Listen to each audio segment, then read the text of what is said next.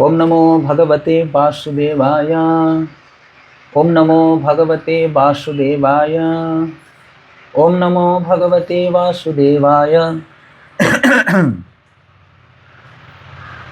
ओम ज्ञानतिमिरान्धस्य ज्ञानाञ्जनशलाकया चक्षुरुन्मीलितं येन तस्मै श्रीगुरवे नमो। नमो विष्णुपादाय कृष्णपृष्ठाय भूतले श्रीमते भक्तिवेदान्तस्वामिनिति नामिने। नमस्ते सारस्वती देवे गौरवाणी प्रचारिणे निर्विशेष शून्यवादी पश्चातदेशतारिणे। जय श्री कृष्ण चैतन्य प्रभु नित्यानंद श्री अद्वैत गदाधर श्रीवासादि गौर भक्तवृंद। हरे कृष्ण कृष्ण कृष्ण हरे हरे, हरे राम राम राम हरे हरे। श्रीमद् भागवतम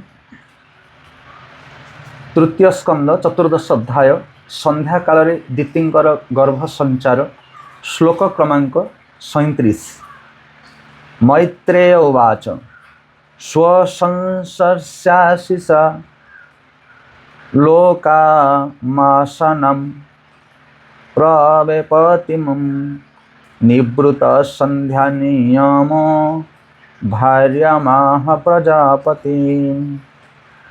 स्वसर्ग शाशिष लोकामासनं प्रवेपतिं निवृत संध्या नियमो भार्यामाह प्रजापति। मैत्रेय उवाच महामुनि मैत्रेय कहले स्वसर्गस्य ता निज संतानंकर आशीषम मंगल लोक्याम पृथ्वी रे आसनाम कामना करी प्रवेपतिम थरुथिबा बेले निवृत संध्या नियम संध्याकालीन विधि विधान भार्यं को आह कहिले प्रजापति ही प्रजापति। अनुवाद श्रील प्रभुपाद की जय। मैत्रेय मुनि कहिले प्रजापति कश्यप कंपित शरीर निज पत्नी दिति को निम्नमते कहिले। तांक पति अपमानित होइछन्ति बोली भाबी दिति भୟରେ थरुथिले। से बुझी पारिले से तांक पति को संध्याकालीन प्रार्थनारू निवृत्त कराई देइछन्ति। एथिपाई से कंपित कलेवर होइथिले। तथापि से तांक संतान मानकर मंगल कामना करुथिले। श्लोक क्रमांक 38। कश्यप उवाच अप्रायतद् आत्मनस्ते दोषान् महूर्तिकादुतं मन्निदेशातिचारेण देवानां चाति हेलनात्।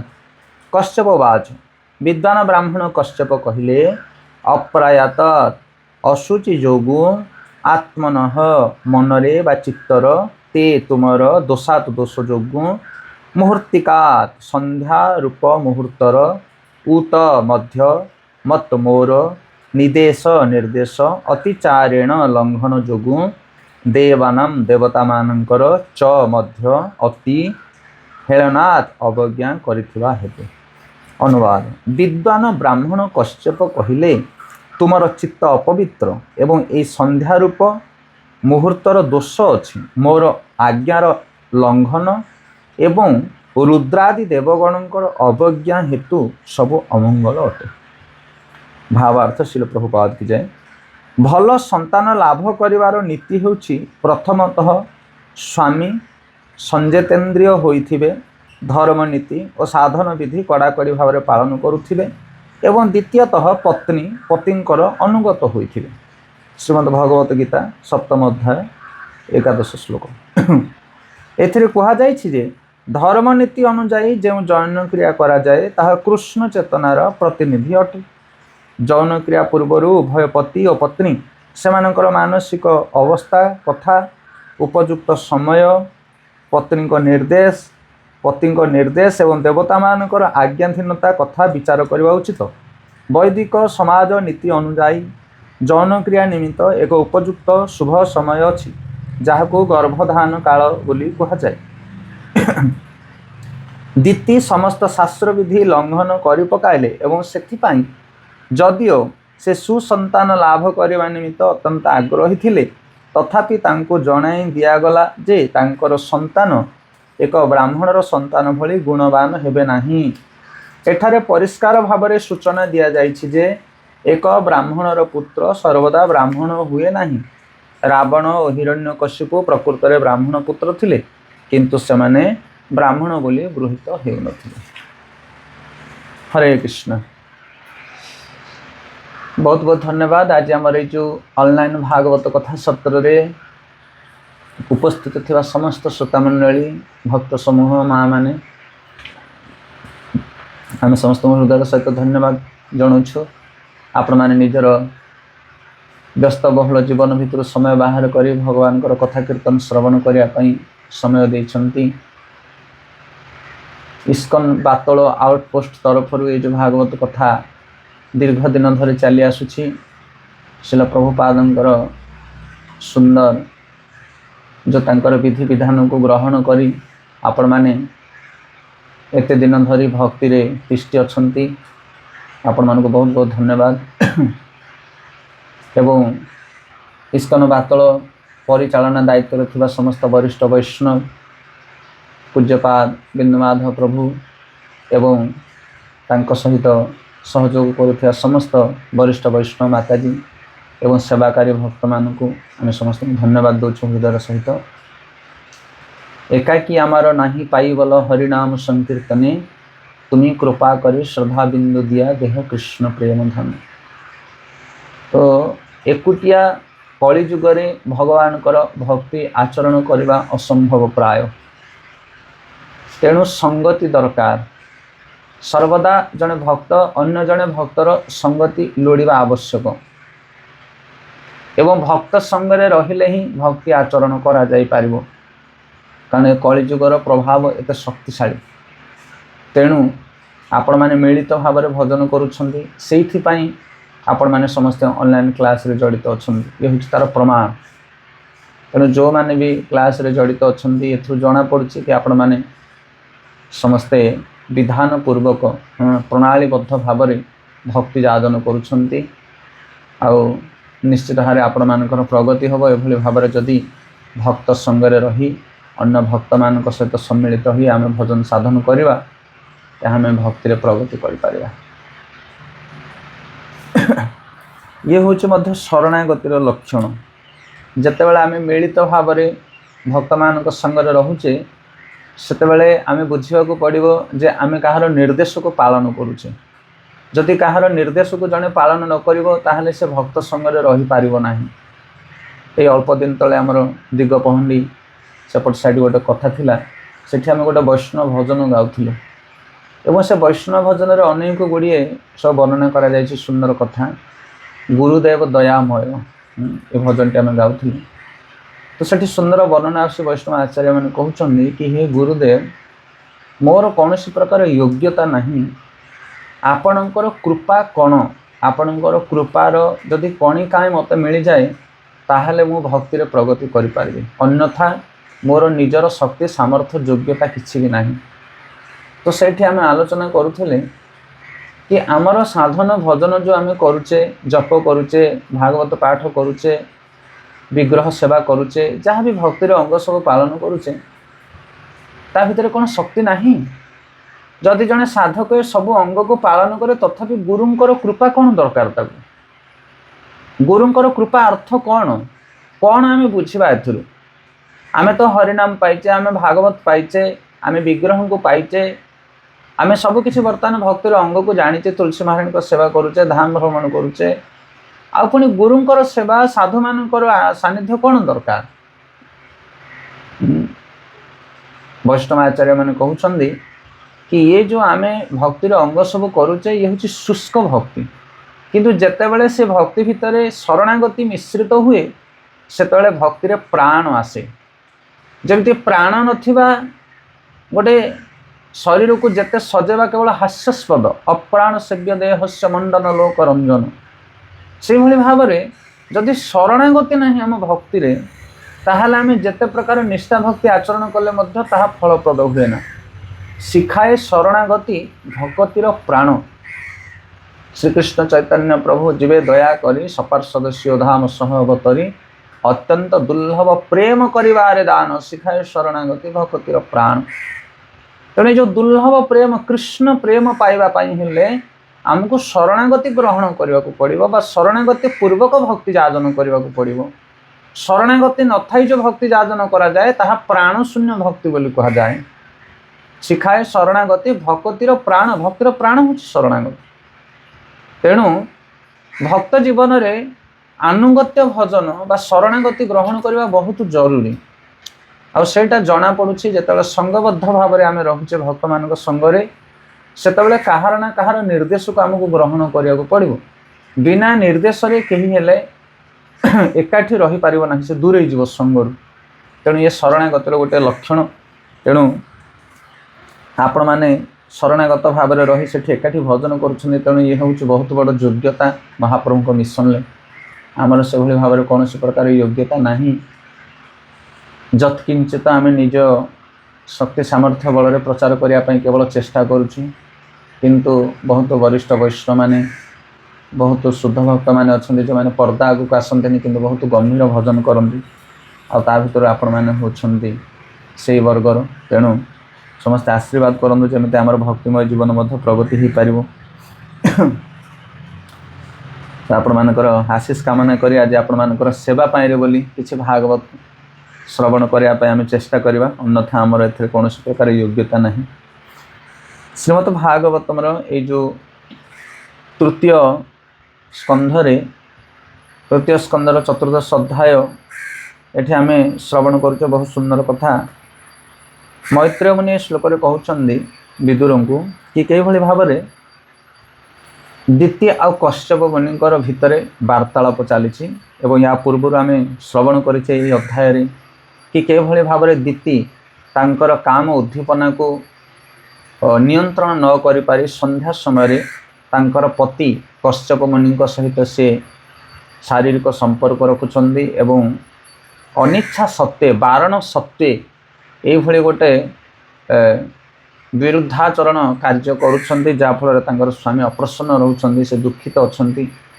एवं से कहिछंती कि तुम संध्या समय एभली कार्य करने जो उत्साहित करुछ या द्वारा कुसंतान जन्म हेबे, संसार अमंगल हम, देवता माने एवं अन्य समस्ते आम उपरे असंतुष्ट रहिबे। किंतु कामना एते शक्तिशाली जे ताहाको रोका जाई पारिबो नाही। बहुत बड़ शक्तिशाली जिनिस होछि कामना। ए विषय गीतार मध्य आम श्रवण करिछे। तेणु दीप्ति कौन करुछन्ति ना बाध्यवशत तांको स्वामी सहित से संग करुछन्ति एवं तापरे आपण माने जानिछन्ति से शिवजी को प्रार्थना करुछन्ति दीप्ति कि दयाकोरी आपण रक्षा करंतु, भूलवशत आम एभली कार्य करिछु। आउ पूर्व श्लोक रे आम जोटा शुणिले मैत्रेय मुनि कहउछन्ति कि प्रजापति कश्यप, प्रजापति अर्थ होछि जे प्रजा मानकर पति, जे लीडर। तो ये जो कश्यप मुनि होछन्ति जड़े प्रजापति, प्रजा सृष्टि करिया वाला, प्रजा को पालन करिया वाला ताको प्रजापति बोली कहा जाए। प्रजा अर्थ संतान मध्य कहा जाए एवं राजा को पिता सहित मध्य तुलना करा जाए एवं राजमाता को माता बोली मध्य ग्रहण करा जाए, राजपत्नी को। तो ये दृष्टिकोण प्रजापति बोली कहगला मैत्रेय कश्यप मुनि को। एवं से कंपित शरीर निज पत्नी दीति को कहवाक लगुन। कंपित शरीर, कंपित अर्थ क्रोधरे से कंपित अछंती, असंतुष्ट से कंपित अछंती एवं तांको पति अपमानित होइछंती भाबी दीति भୟରେ थरुथिले। ए कार्य करिबा परे, असत कार्यटी करिबा परे दीति मध्य डरी जाइथिले कि मो स्वामी जने एते बड़ सिद्धांत पुरुष, एते बड़ तपस्वी, सतमार्ग रे जाउथिबा लोक, मु तांको टाणी आनिले असत पथकु। तेणु सी मध्य डरी जाइथिले, एभली कार्य मोर करिवार नथिला। से बुझी पारिले से तांकर पति को संध्याकालीन प्रार्थना निवृत्ति कराई देइछंती, तथापि से तांकर संतान मानकर मंगल कामना करुथिले। तो से जदियो जानिथिले भूलटे हो जाइछ आम द्वारा, से डरुथिले, भयभीत थिले, किंतु तथापि से कौन करुथिले ना तांकर संतान मानकर मंगल कामना करुथिले। ये होछि रिजल्ट। जेतेबेले आमे कोनोसी भूल काम गोटे करुचे तार परिणामटा मध्य हमको जना पड़े कि ये भूल काम करने द्वारा परिणाम कौन हम। ଆଉ ସେ ପରିଣାମ ପ୍ରତି ଆମେ ସଚେତନ ରହିବା ଦରକାର ଏବଂ ସେ ପରିଣାମ ପ୍ରତି ଆମେ ପ୍ରାର୍ଥନା କରିବା ଦରକାର। ଇଏ ହେଉଛି ଉଚିତ ନିଷ୍ପତ୍ତି। ତେଣୁ ଦିତି ଜାଣିଲେ ଯେ ବର୍ତ୍ତମାନ ଭୁଲ ହେଇଯାଇଛି ମୋ ଦ୍ୱାରା, ପତି କ୍ରୋଧିତ ଅଛନ୍ତି, କୁସନ୍ତାନ ଜନ୍ମ ହେବେ, ସେମାନେ ସଂସାରର ଅମଙ୍ଗଳ କାର୍ଯ୍ୟରେ ପ୍ରବୃତ୍ତ ହେବେ। ସେଇଥିପାଇଁ ସେ ପ୍ରାର୍ଥନା କରୁଛନ୍ତି ହୃଦୟର ସହିତ କି ହେ ଭଗବାନ, ହେ ମହାଦେବ, ହେ ଦେବତା ବୃନ୍ଦ, ଏଇ ଯେଉଁ ସନ୍ତାନ ଦୁଇଟି ମୋର ଜନ୍ମ ହେବେ, ମୋର ଭୁଲ ଯୋଗୁଁ ସେମାନଙ୍କର ଜନ୍ମ ହେଇଛି, ତେଣୁ ଦୟାକରି ଆପଣମାନେ ସମସ୍ତେ ସେ ସନ୍ତାନମାନଙ୍କୁ କୃପା କରନ୍ତୁ। ଇଏ ହେଉଛି ପରବର୍ତ୍ତୀ ସମୟରେ ଦିତିଙ୍କର ଯେଉଁ ମାନସିକ ସ୍ଥିତି। ଏବଂ ପରବର୍ତ୍ତୀ ଶ୍ଲୋକରେ ଏଠି କଶ୍ୟପ ମୁନି ପ୍ରକମ୍ପିତ ସ୍ୱରରେ କହୁଛନ୍ତି ତାଙ୍କର ପତ୍ନୀଙ୍କୁ, ଦିତିଙ୍କୁ। କଶ୍ୟପ ବାଚ ବିଦ୍ୱାନ ବ୍ରାହ୍ମଣ କହିଲେ ତୁମର ଚିତ୍ତ ଅପବିତ୍ର, ଏହି ସନ୍ଧ୍ୟାରୂପ ମୁହୂର୍ତ୍ତ ଦୋଷ ଅଛି, ମୋର ଆଜ୍ଞାର ଉଲ୍ଲଙ୍ଘନ ଏବଂ ରୁଦ୍ରାଦି ଦେବତାଗଣଙ୍କର ଅବଜ୍ଞା ହେତୁ ସବୁ ଅମଙ୍ଗଳ ଅଟେ। ତ ଏଠି କଶ୍ୟପ ମୁନି କ୍ରୋଧିତ ହୋଇ ତାଙ୍କର ପତ୍ନୀ ଦିତିଙ୍କୁ କହୁଛନ୍ତି କି ତୁମର ଚିତ୍ତ, ତୁମର ମନ ଅପବିତ୍ର ଅଟେ। ଇଏ ହେଉଛି ଭଦ୍ର ଭର୍ତ୍ସନା। ଯେତେବେଳେ କୌଣସି ସାଧୁ ସାଧୁ ଭିତରେ, ଗୁରୁ ଶିଷ୍ୟ ଭିତରେ, ବୈଷ୍ଣବ ବୈଷ୍ଣବ ଭିତରେ ମଧ୍ୟ କ୍ରୋଧ ପ୍ରକାଶ କରାଯାଏ, କିନ୍ତୁ ସେଠି ତାର ଭର୍ତ୍ସନା, ତାର ବାଣୀ, ତାଙ୍କର ବାକ୍ୟ କହିବାର ଶୈଳୀ ଭିନ୍ନ ପ୍ରକାର ଥାଏ। ସେଠି କୌଣସି ପ୍ରକାର କୁଭାଷା କୁହାଯାଏନି, ସେଠି କୌଣସି ପ୍ରକାର ମନ୍ଦ ବାକ୍ୟ ପ୍ରୟୋଗ କରାଯାଏନି। ଏଠି ତେଣୁ କହୁଛନ୍ତି ତୁମର ଚିତ୍ତ, ତୁମର ମନଟା ଅପବିତ୍ର ଅଛି ଏବଂ ସନ୍ଧ୍ୟା ରୂପକ ମୁହୂର୍ତ୍ତ ଦୋଷ ଅଛି। ଯେଉଁ ସନ୍ଧ୍ୟା ସମୟରେ ତୁମେ ଏ କାର୍ଯ୍ୟଟି କଲ, ଏଇଟା ଦୋଷ ସମୟ, ଆଉ ଏ ମୋର ଆଜ୍ଞାକୁ ତୁମେ ଉଲ୍ଲଙ୍ଘନ କଲ। ଏବଂ ରୁଦ୍ର ଆଦି ଦେବତାଗଣ, ରୁଦ୍ର ଆଦି ଦେବତାଗଣଙ୍କର ଅବଜ୍ଞା ହେତୁ ସବୁ ଅମଙ୍ଗଳ ହେଇଯିବ। ରୁଦ୍ର ଆଦି ଦେବତାଗଣ ସନ୍ଧ୍ୟା ସମୟରେ ଯେଉଁ ଅଧିକାରୀ ଦେବତା ହେଉଛନ୍ତି ରୁଦ୍ର, କାରଣ ସେ ସମୟଟା ହେଉଛି ତମ ଗୁଣର ସମୟ। ସକାଳ ହେଉଛି ବ୍ରହ୍ମ ମୁହୂର୍ତ୍ତ, ଦ୍ୱିପହର ହେଉଛି ରଜଗୁଣ, ସତ୍ୱଗୁଣ ରଜଗୁଣ ଏବଂ ସନ୍ଧ୍ୟା ହେଉଛି ତମ ଗୁଣ।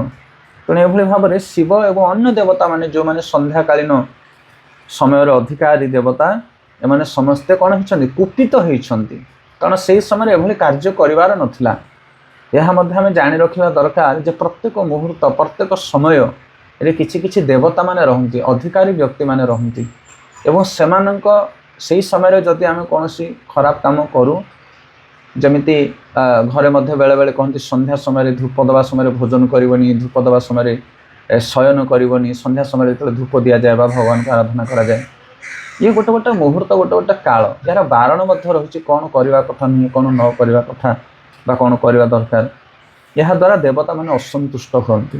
ଆଉ ଯେମିତି ଗୀତାରେ ଆମେ ପାଠ କରିଛେ, ଯଦି ଦେବତାମାନେ ଅସନ୍ତୁଷ୍ଟ ହେବେ ତାହେଲେ ଆମେମାନେ ଉଚିତ ଫଳ ପ୍ରାପ୍ତ ହୋଇପାରିବା ନାହିଁ ଆମର ସ୍ୱଧର୍ମ ବା ସ୍ୱକର୍ମ। ତ ଏଠି ଶିଳ ପ୍ରଭୁପାଦ ପର୍ପଟରେ ଲେଖୁଛନ୍ତି ପତି ଆଉ ପତ୍ନୀ ଦୁଇ ଜଣ ଯେତେବେଳେ ସମ୍ପର୍କ ସ୍ଥାପନ କରୁଛନ୍ତି, ତାଙ୍କର ସମ୍ପର୍କର ସବୁଠାରୁ ମୁଖ୍ୟ ଉଦ୍ଦେଶ୍ୟ ହେଉଛି ଗୋଟେ ସୁସନ୍ତାନ ପ୍ରାପ୍ତ ହେବା। ଏହି ଉଦ୍ଦେଶ୍ୟରେ ସେମାନଙ୍କର ସମ୍ପର୍କ ତିଆରି ହୁଏ। ପୁତ୍ରାର୍ଥେ କ୍ରିୟତେ ଭାର୍ୟା। ପତି ଆଉ ପତ୍ନୀ ଏଇ ଦୁଇ ଜଣଙ୍କର ମିଶନ ହେଉଛି ଗୋଟେ ଉତ୍ତମ ସନ୍ତାନ ସୃଷ୍ଟି କରିବା।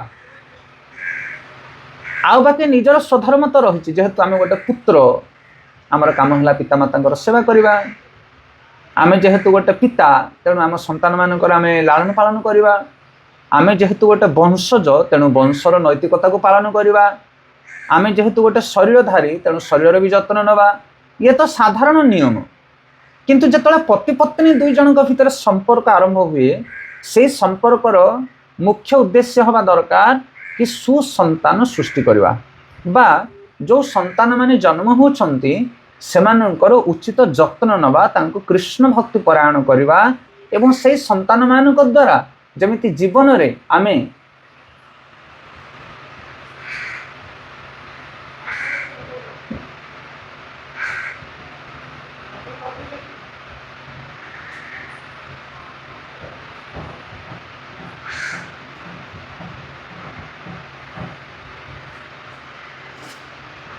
हरे कृष्ण।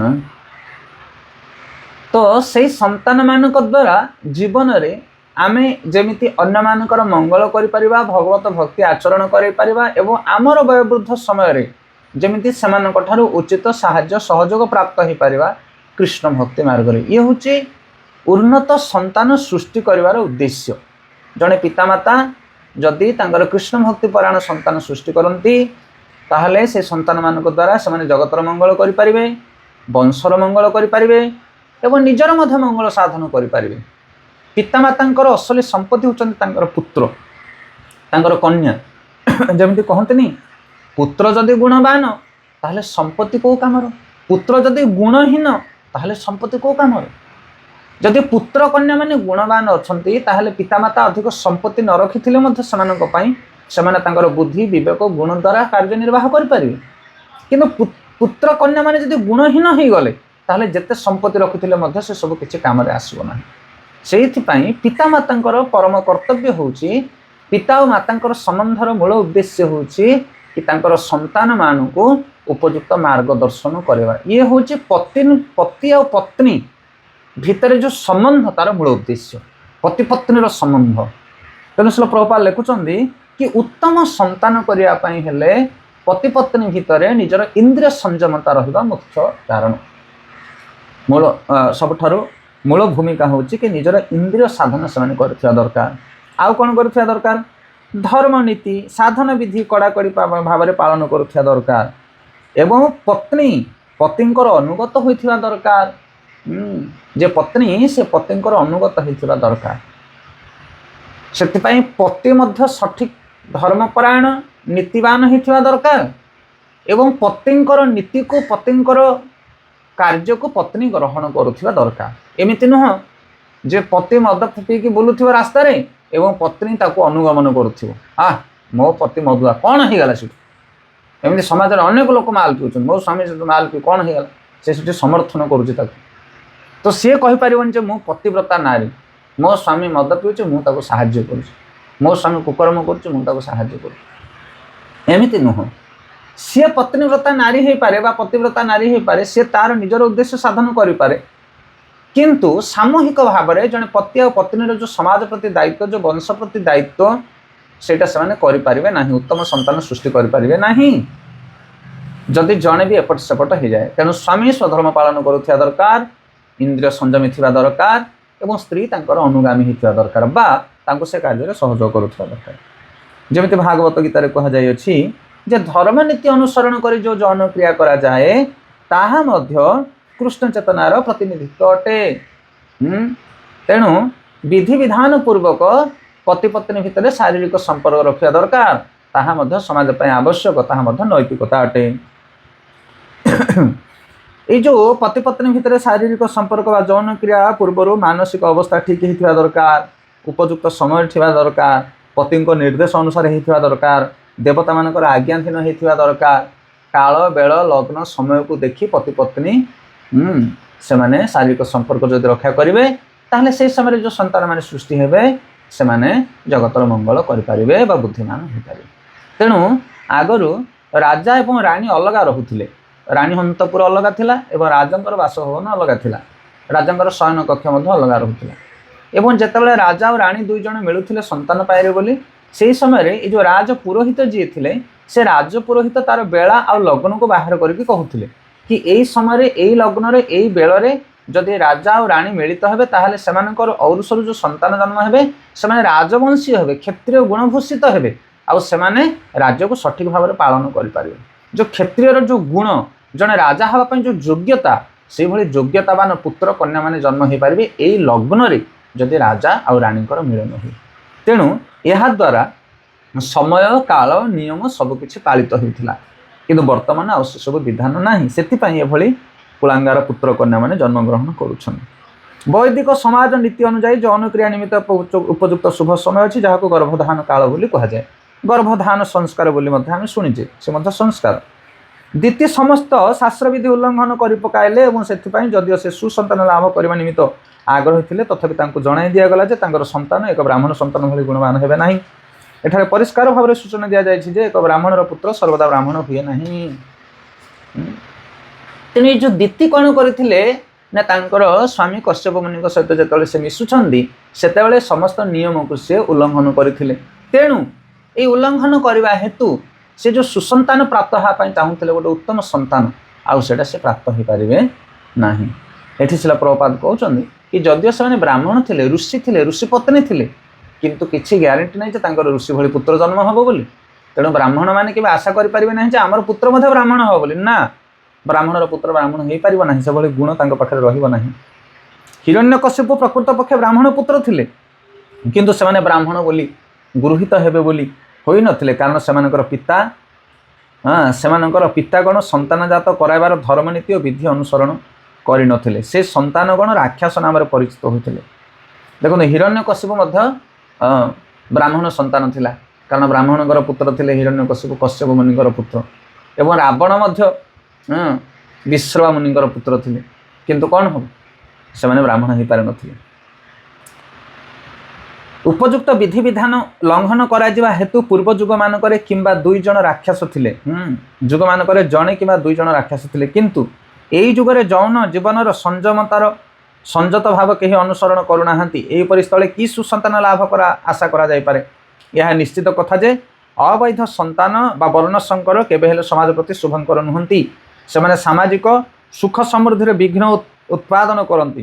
କିନ୍ତୁ କୃଷ୍ଣ ଚେତନା ଆନ୍ଦୋଳନ ଜରିଆରେ ଭଗବାନଙ୍କର ଦିବ୍ୟ ନାମ କୀର୍ତ୍ତନ କରିବା ଦ୍ୱାରା ସେମାନେ ଉପଯୁକ୍ତ ମାନବିକ ସ୍ଥିତିକୁ ଉନ୍ନୀତ। ଏହା ହେଉଛି ଶ୍ରୀଚୈତନ୍ୟ ମହାପ୍ରଭୁଙ୍କର ମାନବ ସମାଜ ପ୍ରତି ଅନବଦ୍ୟ ଦାନ। ଶିଲ ପ୍ରଭୁପାଦ ଏ ଶ୍ଲୋକର ନିର୍ଯାସରେ ଲେଖୁଛନ୍ତି କି ବର୍ତ୍ତମାନ ସମାଜରେ ମଧ୍ୟ ଆମେ ଦେଖୁଛେ ଯୌନ ଜୀବନ ବା ଯୌନ କ୍ରିୟାର କୌଣସି ନୀତି ନିୟମ ପାଳନ କରୁନାହାନ୍ତି ନାରୀ ପୁରୁଷମାନେ। ତେଣୁ ଆଜି ବିଭିନ୍ନ ପ୍ରକାର ବର୍ଣ୍ଣଶଙ୍କର ଭଳି ପୁତ୍ରମାନେ ସୃଷ୍ଟି ହେଉଛନ୍ତି। ତ ବର୍ତ୍ତମାନ ଉପାୟ କ'ଣ ଅଛି? ସେମାନଙ୍କୁ କେମିତି ସୁଧାରା ଯାଇପାରିବ? ଏବେ ଜଗତରେ ଅନେକ ଗୁଡ଼ିଏ ଅସୁର ପ୍ରକୃତିର ସନ୍ତାନମାନେ ସୃଷ୍ଟି ହୋଇଛନ୍ତି, ଆଉ ସେମାନଙ୍କୁ ସୁଧାର କରିବା ପାଇଁ ଶ୍ରୀଚୈତନ୍ୟ ମହାପ୍ରଭୁଙ୍କର ଯେଉଁ ମିଶନ ହରେକୃଷ୍ଣ ଆନ୍ଦୋଳନ, ଏହାଦ୍ୱାରା ସେମାନଙ୍କର ଦୂଷିତ ମନକୁ ଆମେ ସୁସ୍ଥ କରିଦେଇପାରିବା। ଇଏ ଗୋଟିଏ ମାତ୍ର ଉପାୟ। ଯେମିତି ଆମେ এই ଶ୍ଲୋକ ପ୍ରାରମ୍ଭରୁ ଦେଖିଲେ ପୂର୍ବ ଶ୍ଲୋକରେ କି ଦିତି এই ପରିସ୍ଥିତିକୁ ଜାଣିବା ପରେ ସେ ଭୟଭୀତ ହୋଇ ଶିବଜୀଙ୍କୁ ଏବଂ ଅନ୍ୟ ଦେବୀ ଦେବତାମାନଙ୍କୁ ପ୍ରାର୍ଥନା କରୁଛନ୍ତି, ତାଙ୍କର ପୁତ୍ରର ମଙ୍ଗଳ କାମନା କରୁଛନ୍ତି। ସେଇଭଳି ଭାବରେ ଆମେ ଯଦିଓ ଜାଣିଲେ ସମାଜରେ ବର୍ଣ୍ଣଶଙ୍କର ଭଳି ପୁତ୍ରମାନେ ସୃଷ୍ଟି ହେଲେଣି, ତେଣୁ ଆମର କର୍ତ୍ତବ୍ୟ ହେଉଛି ଆମେ ପ୍ରାର୍ଥନାମୂଳକ ଭାବରେ ଭଗବାନଙ୍କର ଶରଣ ଯିବା ଦରକାର ଏବଂ ଆମ ପାଖରେ ଥିବା ସନ୍ତାନମାନଙ୍କୁ ଭଗବାନଙ୍କର ଶରଣାଶ୍ରିତ କରିବା ଦରକାର। ଏହା ହେଉଛି ପିତା ଆଉ ମାତାଙ୍କର ପରମ କର୍ତ୍ତବ୍ୟ। ତେଣୁ এই যে কৃষ্ণ ভক্তি মার্গরে আমি পিতামাতা মানে মধ্য সম্মিলিত রহিবা দরকার এবং নিজের সন্তান মানুষ মধ্য এই কৃষ্ণ ভক্তি মার্গরে উৎসাহিত করা প্রচেষ্টিত হওয়া দরকার। এ হচ্ছে সমস্ত পিতামাতাঙ্কর পরম কর্তব্য বর্তমান সময়ের। बहुत बहुत धन्यवाद। श्रील प्रभुपाद की जय, समवेत भक्तवृंद की जय। गौर प्रेमानंदे हरि हरि बोल।